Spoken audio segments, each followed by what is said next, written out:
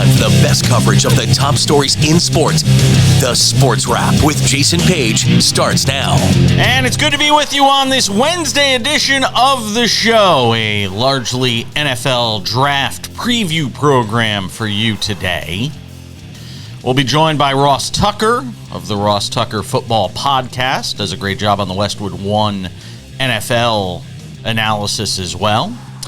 Bill Bender stops by, gives us the college perspective on the draft as well. But we start things out in the NBA, and we bring in our friend Sam Yarnell, who will be with us throughout the show today.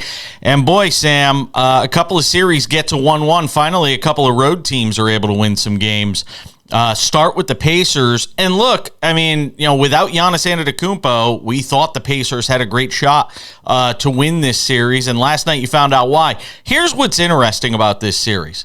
If you look at all the playoff series so far, only one has bucked the trend of lower scoring games. And it's this series. Every other series has been ultra low scoring. Back to, throwback mid-90s, late 90s NBA basketball. And this series is still the one where nobody's playing defense, so it really doesn't matter how physical the series gets. But look, I'm not shocked the Pacers got the split in Milwaukee. I still like them to win this series, especially with no Giannis as of right now. And we're still not sure when he's coming back. The Pacers are a tough team. They are. Jason Pascal looked great in this one. It was really good to see the Pacers kind of get back on track against a good team. But the Bucks in this game, Jason, they reminded me of the old Portland Trailblazers, like the very end of the Dame era Portland Trailblazers, because you had Dame go out there and almost drop 40 points and the team still lost by damn near 20. It was wild to see this in the Eastern Conference because I feel like we're so used to seeing it happen in the Western Conference across multiple teams. That said, if the Bucks don't get Giannis back, if this ankle, calf, whatever it may be, maybe Achilles thing really stays bugging him, the Pacers are going to win every game remaining in this series, and they showed you exactly why last night. They can distribute the scoring, and that offense we've seen all season has the firepower to outscore just about anyone in the NBA. Yeah, and the Bucks didn't get a ton from their bench last night either, which certainly played a factor in this game. Lopez didn't play bad. You need a big series. And, when I talked about this last week with Kurt Heelan in our NBA preview, he said it. They were going to need a huge series from Chris Middleton. They're not getting a huge series so far from Chris Middleton, and that's who they're going to need to step up. And he hasn't been that Chris Middleton really for a couple of years, so that obviously has a huge impact on this series. The other one, you want to throw in something? Go ahead. I just wanted to say that to your point about the bench thing, that's kind of what I mean by the old Trailblazers teams. You remember when they would make the first round of the playoffs and it would be Dame, CJ, and Yusuf Nurkic, but then when you get onto the bench, they have absolutely no one. One thing I will say on the side of the Pacers, it's still a little concerning to me that Tyrese Halliburton was 4 for 10 and only had 12 points last night. I mean, I don't know how that guy fell off the cliff that he did, but if the Pacers want to make it past anyone besides the Bucks without Giannis, they're going to need Tyrese to start scoring. Yeah, they are. He had 12 last night, only 10 shots. Too, which is kind of bizarre. But maybe it's a question of, the Bucks saying we're going to take away Halliburton. Somebody else is going to have to beat us. And in that case, you get Siakam, who's jacking up 23 shots last night. Go look at the shot distribution in that game last night. Siakam, 23 shots. Miles Turner, 15 shots. Nembhard had 11 shots. Nesmith, 10 shots. Halliburton's tied for the least shots of anybody in that starting lineup with 10 shots. Move over to the Mavericks, who get a Game 2 win on the road. A physical game last night in Los Angeles against the Clippers. It wasn't pretty. But if you're the Mavericks, you'll take the split on the road in Los Angeles. And what was a really exciting game, Doncic and Kyrie doing what they do in this game. Not a surprise this thing goes back to Dallas split. I think it's a long series. I do too, and this was impressive for me because what you saw was the Dallas Mavericks win a game without Luka playing at his best. He went under, I believe, every prop that was hung for him. He may have gone over the points by the hook, but this is a Luka performance that wasn't even what Vegas was expecting, which I guess we could deem just above average for him. All that said, impressive for the Mavs. They get a big win without the best performance from a team that we talk so much about relies on him way too heavily. Doncic finished with 32, Irving with 23. PJ Washington was big in that game as well. Hit a couple of big shots. By the way, boy, the Phoenix Suns look terrible. And Kevin Durant didn't look very good last night. They get thumped in Minnesota, 105-93. So Minnesota's up 2-0 in that series. I predicted Minnesota would win that series, and it's looking like that's going to be the case. The only one I'm really wrong on right now is Cleveland and Orlando, which goes back to Orlando with the Cavs up 2-0 in that series. Last but not least, the NBA releasing its last 2-minute report on the Sixers-Knicks finish on Monday night. And lo and behold, we have mistakes. The league admitting that Tyrese Maxey, yes, indeed, did get fouled. In fact, 3 of the 4 blown calls in that final 2-minute report went against the 76ers. I think every game of the series, I said it, I picked the Knicks, I think, in 5, but I think every game's going to be ultra close, and you found that out. And if you want something to kind of hang your head on right now, if you're the Sixers, it's the fact that you had every opportunity to win both of these games, but you can't be happy about the officiating. Listen, I've never been to Madison Square Garden. Honestly, I've never been inside. But it feels like that barn has just a little bit of power over officials sometimes. I think the last 2 minutes in that Knicks Sixers game were probably an example of that. Ask Larry Johnson. The famous 4-point play that shouldn't have even been a foul. There is always a little magic in that garden, as we saw. By the way, and not to be forgotten, because we don't have any time to get to hockey today. Rangers win last night. They had to withstand a furious onslaught late from the Caps to get a win. And somebody told you to take the over when it comes to the Winnipeg, Colorado game in 2 last night. It finished at 7 goals, 4-3. By the hook. By the hook, baby. It's a winner chicken dinner if you listen to yours truly. That game was 3-2 with like 10 minutes to go in the second period. I'm like, it's a wrap. Woke up this morning, saw it finished 4-3. All right, let's do our NFL draft preview. Happy to do it. Our friend Bill Bender, that's who. He's going to stop by. We're going to get into it with him from the collegiate standpoint on this draft. Then Ross Tucker will join us in a bit. We'll get into it with him as well. Don't go anywhere. We got a lot to do. Over 13 million Americans were affected by identity theft in 2022, and the threats go way beyond just credit card fraud. Today's identity thieves can use your information in ways that are easy to miss by just monitoring accounts and credit, like opening loans, transferring home titles, even committing crimes. Someone got my social security number, made a driver's license, and it was used for criminal activity. You can do so much with a social security number that I didn't know could happen. They drained my bank account. It was terrifying. You're even more vulnerable than you realize.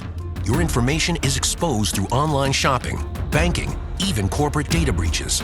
No wonder there's a new victim of identity theft every 3 seconds.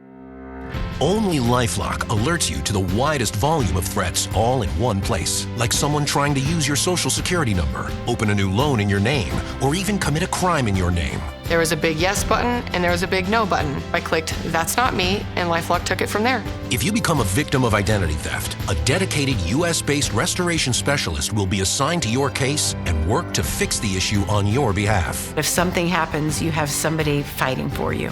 All LifeLock members are backed by the LifeLock $1 Million Protection Package, including reimbursement for stolen funds, personal expenses, and coverage for lawyers and experts up to $1 million. It can be dangerously easy to steal your identity. With LifeLock, it's easy to help protect yourself. I will be with LifeLock forever. Join the millions of people already protected by LifeLock. And for a limited time, save 25% on your first year with promo code 25TV. All plans include a 60-day money-back guarantee. Call 800-710-7531. Or visit lifelock.com/25TV to save 25% on your first year of identity theft protection. Enroll now.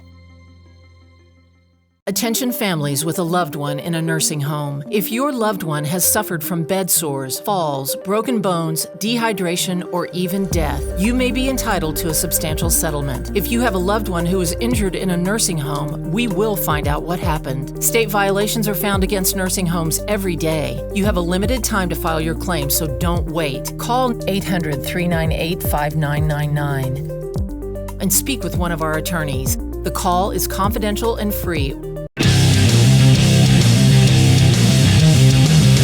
SportsWrap continues. Good to have you with us on this Wednesday edition of the show. We keep the conversation moving as it relates to the NFL draft. Our friend Ross Tucker drops by the show.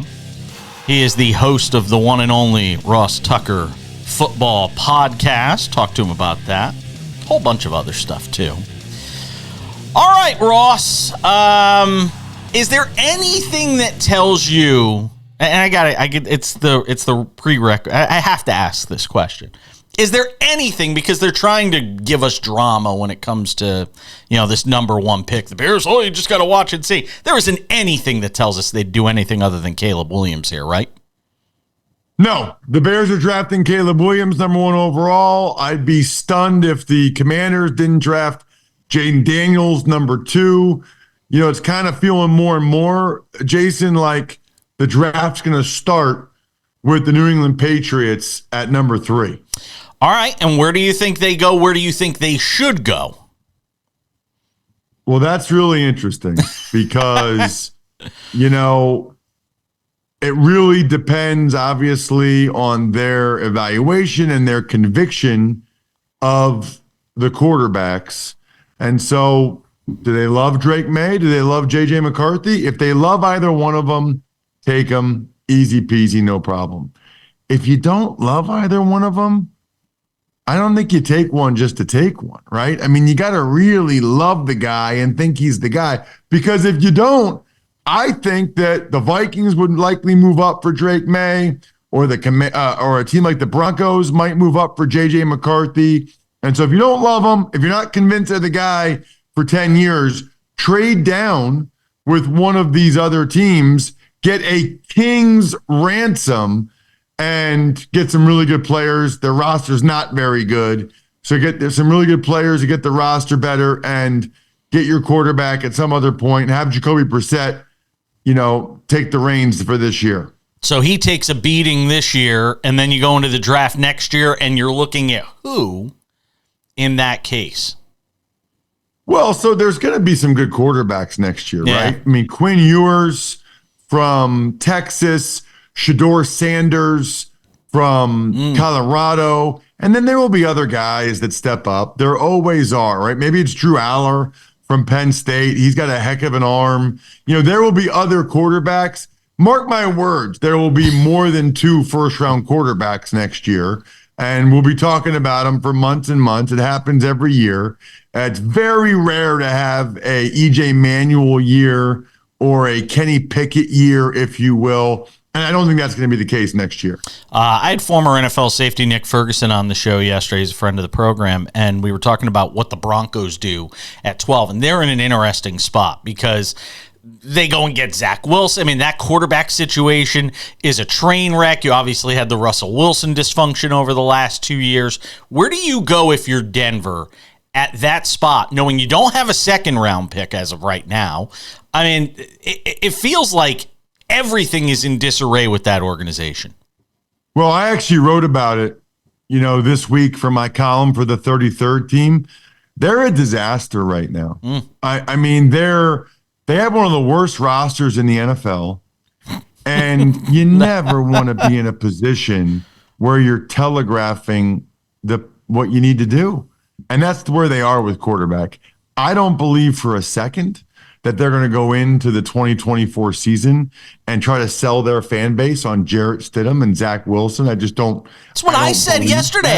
That's what I said yesterday. I said, how is that fan base going through what it has at quarterback since Peyton Manning left, feeling the exhilaration of, oh, Russell Wilson's going to fix it, and then having that go south? There's no way they could go into this season with those three quarterbacks they have right now. Correct. You're not going to sell any tickets.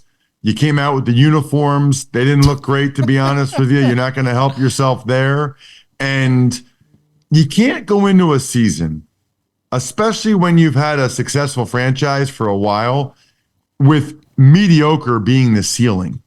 If everything goes well, we'll be mediocre. I mean, it's still a professional entertainment industry. Makes it really, really tough to do.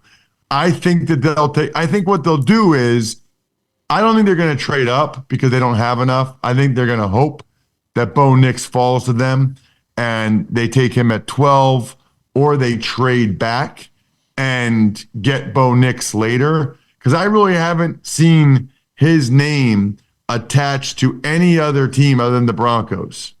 Has anybody wowed you from the end of the college football season? It's tough to be wowed with guys, running around in shorts and T-shirts without pads on, making throws. But whose stock in your mind has risen the most from the end of the season to where we are now?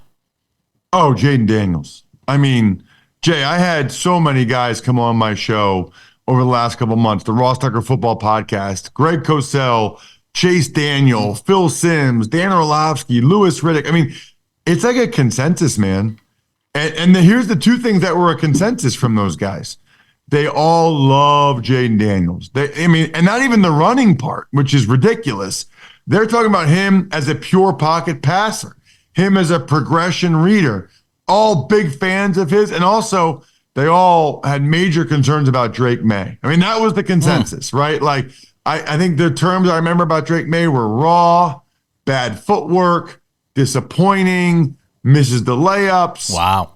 Lacks throw-to-throw accuracy. I mean, when every guy I have come on my show, Jason, says the same thing about those two guys, I'm just going to believe him. Otherwise, why am I even bringing him on the show? I mean, if it's like unanimous from the six, what am I going to be like, no, I think Drake May is good. And Jay Daniels like, well, then why do I have all these guys come on my show if I think that they're clown? They don't know what they're talking about.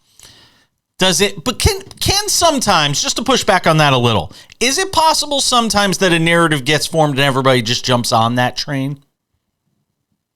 Yes, but not with those guys. Yeah. I mean, I think the narrative gets out there and a lot of people jump on it, but those are guys I know watch multiple games of each prospect and evaluate the quarterback position before coming to a conclusion. And a lot of these guys said it before it became a narrative. Right. Ross Tucker is hanging out with us. We're going to get into it with him on some individual teams. Sam Yarnell will join the conversation. He's got a question about the Bills that he wants to ask because it wouldn't be a football conversation if we didn't talk about the Bills. Ross Tucker is host of the Ross Tucker Football Podcast. We'll also ask him about myfrontpagestory.com with Mother's Day right around the corner. You're going to want to hear about it. Stick around. We got a lot more to do. Sports Wrap continues on this Wednesday, our NFL Draft Preview Show. Don't go anywhere.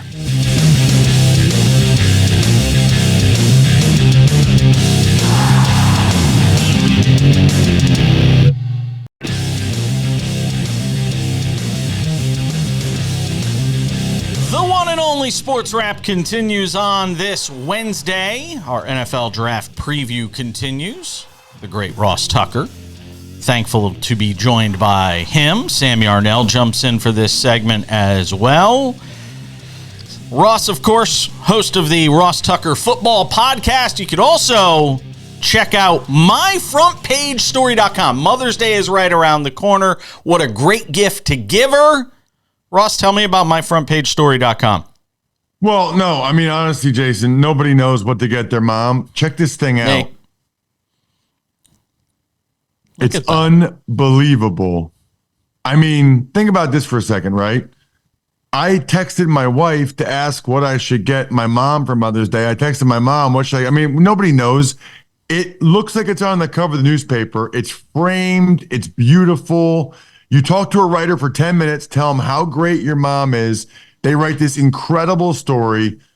And I can just tell you this right now. If your mom doesn't cry, I'll be shocked. And we're talking NFL draft, like everybody's mom. Nobody has a mom that's a bust. If you do that, that's horrible, and it's another conversation. Everybody's mom is a number one draft pick. Get them the pick they deserve. MyFrontPageStory.com. Hey, before I let Sam get his question in on the Bills, what are the Giants going to? I'm a Giants fan, so if we're going to be self-serving here, I'll ask you, what are the Giants doing? Because obviously there doesn't feel like there's a lot of confidence in Daniel Jones when it comes to this team with all that we've heard around in this offseason. What are the Giants going to do?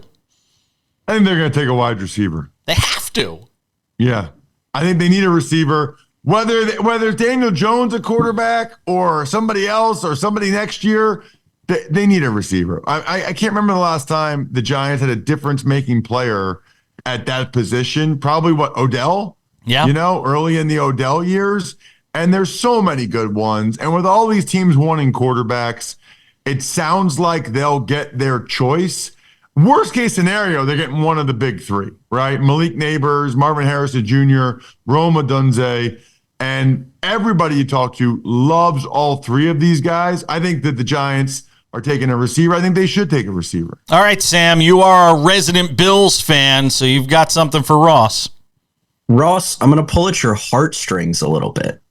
Let me paint a picture for you, because I know that everyone in the national and, quite frankly, the local media covering the Bills, they're all so caught up in the Bills needing a wide receiver and taking a wide receiver in the first round.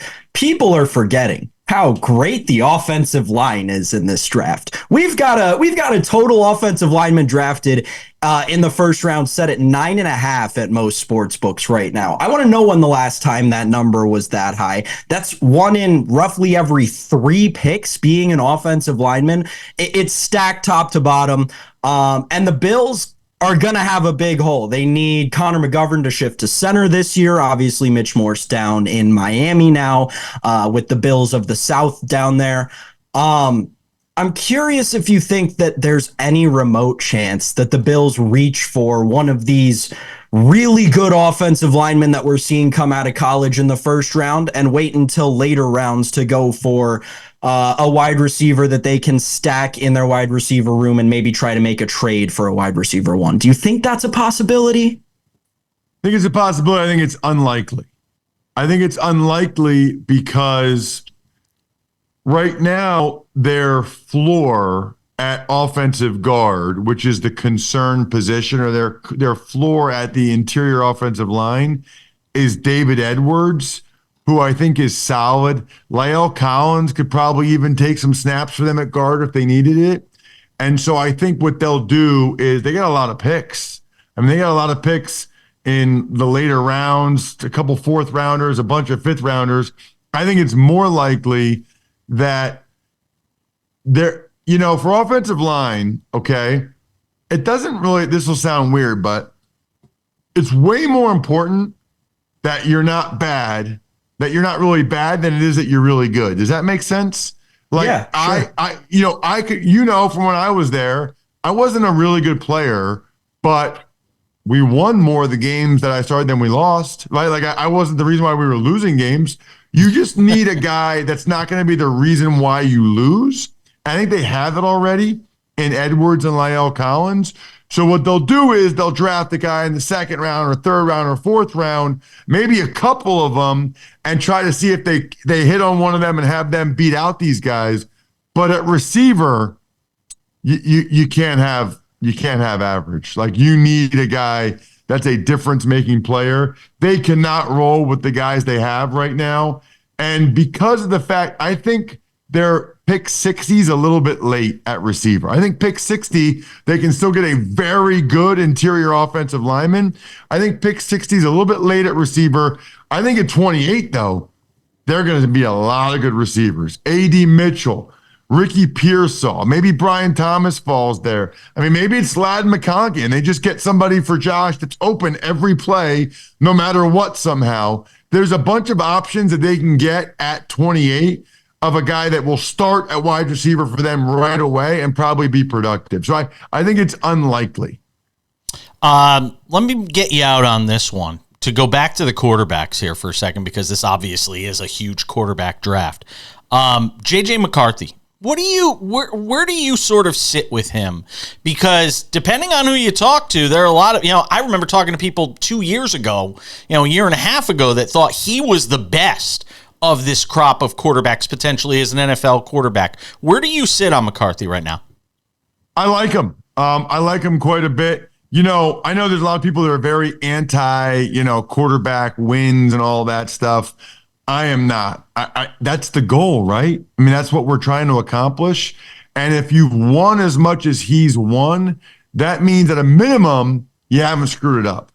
And it also means you've made winning plays late in games where you've had to make winning plays. I think it's so crazy to me that quarterback wins aren't a stat, but if they are for head coaches, who do you think has more to do with the win or a loss in the NFL, the head coach or the quarterback? I can guarantee you it's the quarterback. That's why quarterbacks get paid twice as much money, even though there's no salary cap for coaches, because quarterbacks are more important. So I think winning matters, and I think the fact that McCarthy has won that much really good. He's still a young player, true junior, and he's got more physical ability, I think, than he gets credit for. He's a highly rated recruit. Got an offer in 8th grade from Iowa State. He's got the physical ability. Maybe he's not quite as jaw-dropping as some of these other guys, but he's got more than enough in the tank. Ross Tucker, host of the Ross Tucker Football Podcast. Also, don't forget myfrontpagestory.com with Mother's Day right around the corner. Ross, I always appreciate it, my friend. I know it's a busy time for you with the draft right around the corner, and always grateful for your time. Thank you, sir. Yeah, my pleasure. Thanks for having me, Jason. Keep up the great work. More Sports Wrap right around the corner. Don't go anywhere. Attention families with a loved one in a nursing home. If your loved one has suffered from bed sores, falls, broken bones, dehydration, or even death, you may be entitled to a substantial settlement. If you have a loved one who is injured in a nursing home, we will find out what happened. State violations are found against nursing homes every day. You have a limited time to file your claim, so don't wait. Call 800-398-5999 and speak with one of our attorneys. The call is confidential and free.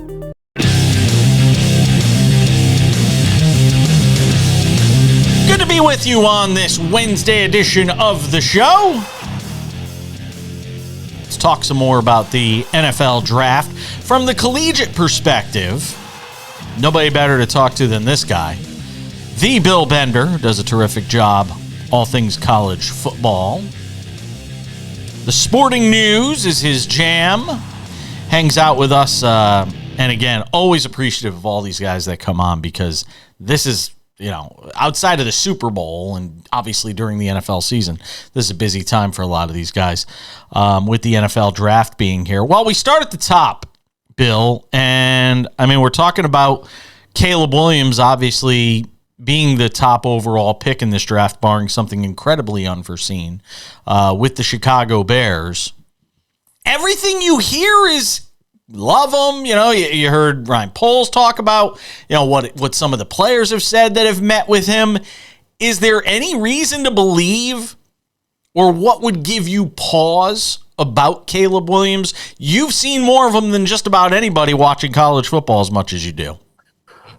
Incredible talent, coming from USC. He's going to be compared to Patrick Mahomes. I'm not there on that. I think there's only one Patrick Mahomes. He's incredible off script. He runs a little bit like a running back, and he has a cannon for an arm. Now, do you want to get into the other things, like the comparison to Prince, which I thought was bizarre? I keep telling myself that 18 to 22-year-olds are a lot different than they were when I was a kid. I put it that way. So if he has a phone that's pink, I don't care. But in an NFL locker room, he's going to earn respect by being a leader and winning football games. And at a quarterback-starved place like Chicago, if he goes 10-6 at any point in the next 2 years and gets them to the playoffs, he'll be the biggest celebrity in the city. Yeah, that goes without saying. But there's a history here, and you've written about this, when it comes to quarterbacks at USC. So there are going to be some people, obviously, who – and look, I don't believe – Is there something to it, or is it just simply happenstance or circumstance that leads us to a conclusion that says, well, he's out of USC, this ain't going to end well? Well, I'm telling you, look at the last 5 first-round picks, and it's a variety, right? You could start off the top and say he's the next Todd Marinovich. Well, I wouldn't go that far. Guys like Carson Palmer, who, depending on who you ask, and remember, I live in Ohio, he threw for 40,000 yards in the NFL. So he did have a successful NFL career.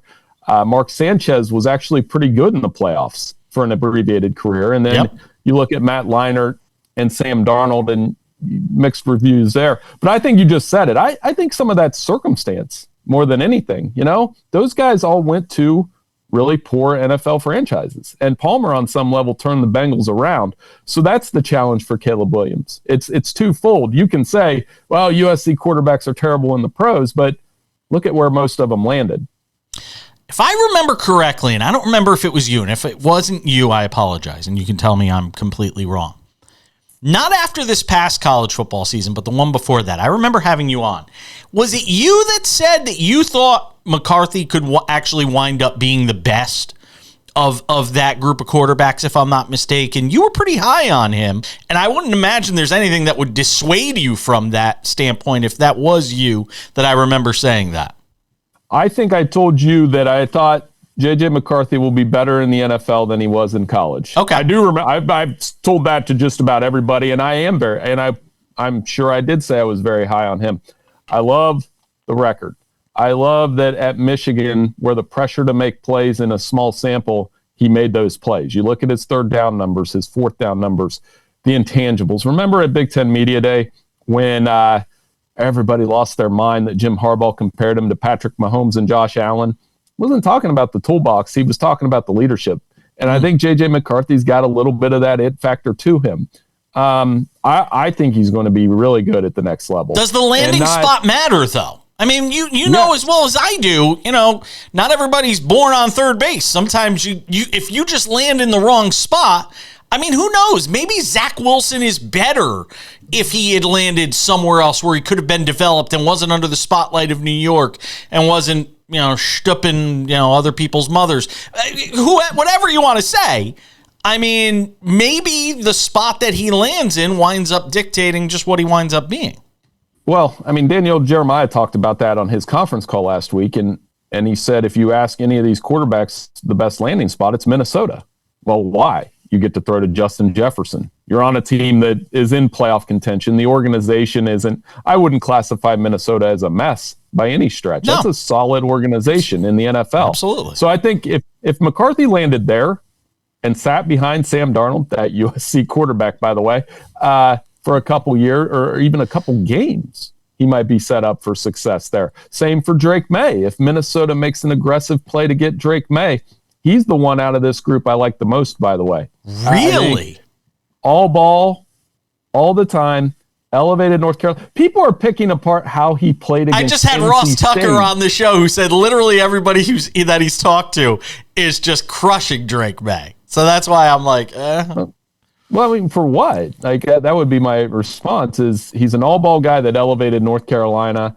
I think you're getting a lot more than Sam Howell there, and I liked Sam Howell, but again, landing spot wasn't great. You look at what he did in that offense. He's got the physical tools. He runs the football. I'm a little biased because we did a feature on him a year ago, and he was awesome, to talk to. So we'll see. Maybe he's got me duped, but I do think Drake May is going to have a really good NFL career. Bill Bender is hanging out with us. He does a terrific job with the sporting news on college football. He will join us for one more segment. Sam Yarnell will jump into the conversation. We'll get some thoughts as we continue to move through our NFL Draft Preview 2024. Good to have you all with us on this Wednesday edition of Sports Wrap. Don't go anywhere. We got a lot more to do.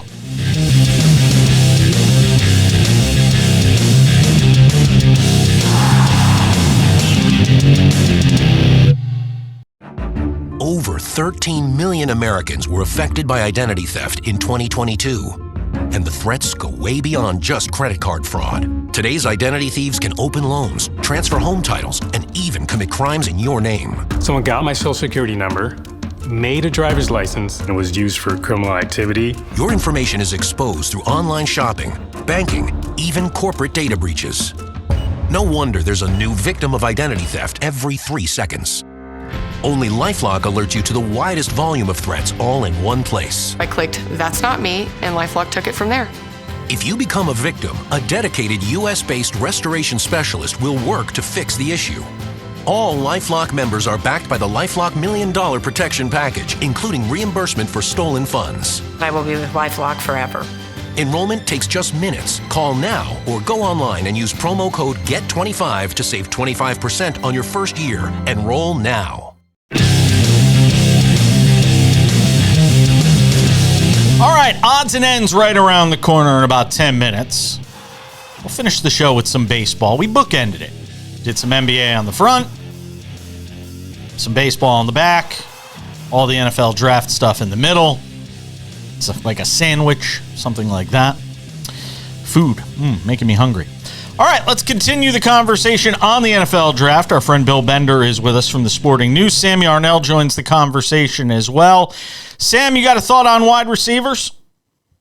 Bill, I wanted to get your take because, and we talked with Ross about how deep this draft is, but it truly is at the wide receiver position, and there's been so much attention since before the college football season started around Marvin Harrison Jr., and then obviously Roma Dunze, Malik Neighbors coming into the fold as well. But when you get down the draft list to your Roman Wilsons, to your A.D. Mitchells, to your Xavier Leggettes and Xavier Worthies, to your Troy Franklins, where do you think that the biggest sleeper may be, or where do you think that there's potentially a wide receiver that's not getting due credit or due respect in all these mocks that we're seeing coming out leading up to draft day on Thursday?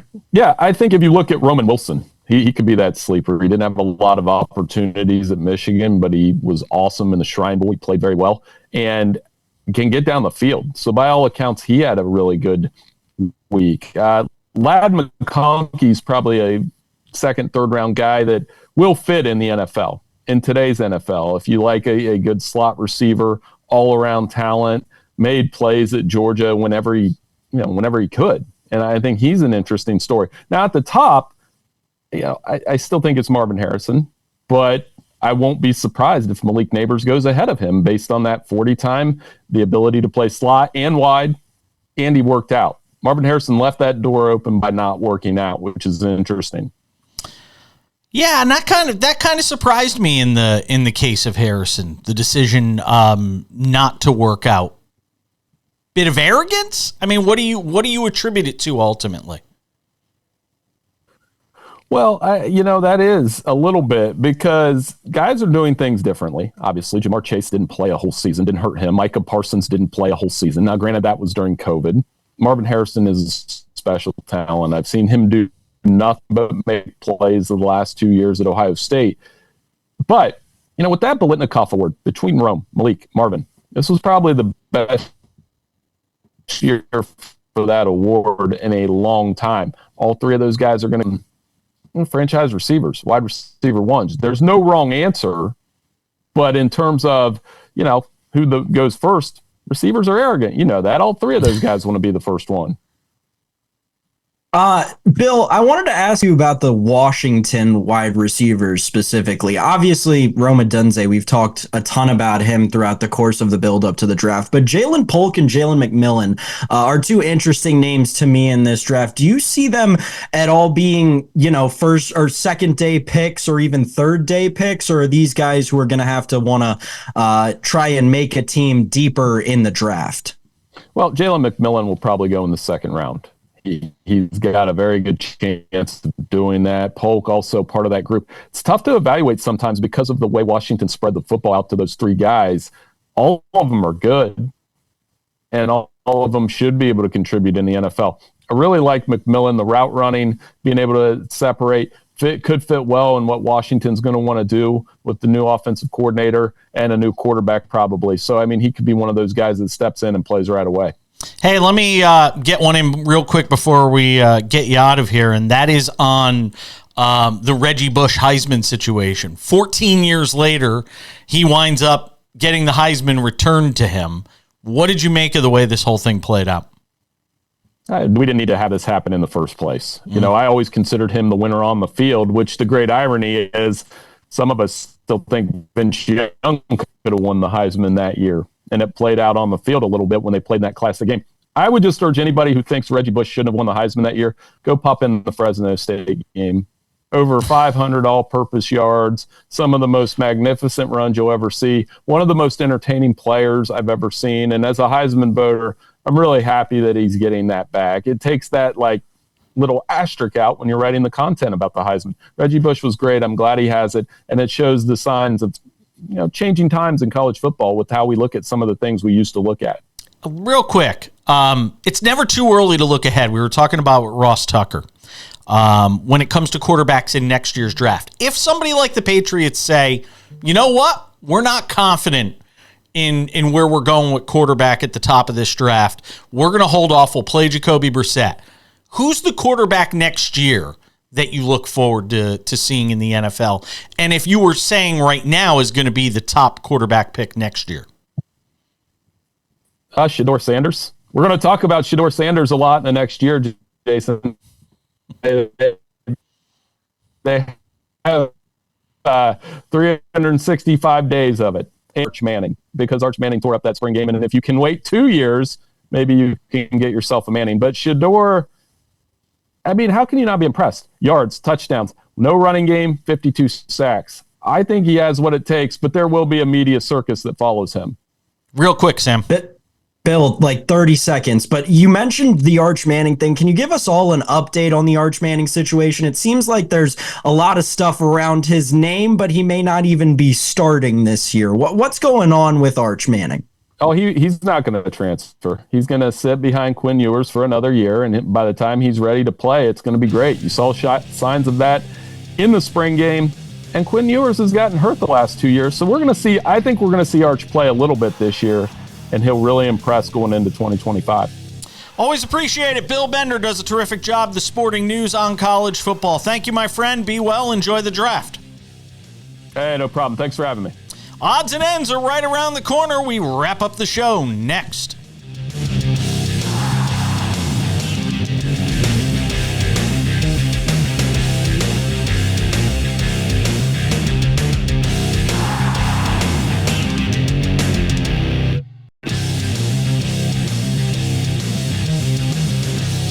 Just about time to wrap things up on this Wednesday edition of the show. And don't forget, you can get us whenever you want us. It's called the Sports Wrap with Jason Page podcast vodcast. There for you every afternoon. Maybe we're not on every day on television in your particular market. Maybe we're only on the weekends. Maybe we're only on the weekdays. Whatever it may be, just take all the fuss out of it.